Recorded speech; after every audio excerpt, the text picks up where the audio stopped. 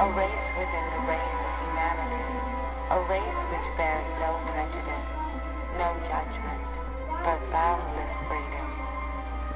But on that same day, as the Eternal Mother hovered in the multiverse, another more terrifying birth took place, the birth of evil.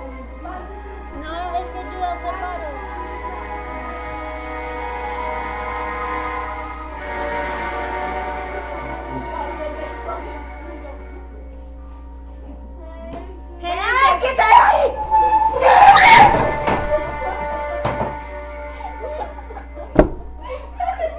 And as she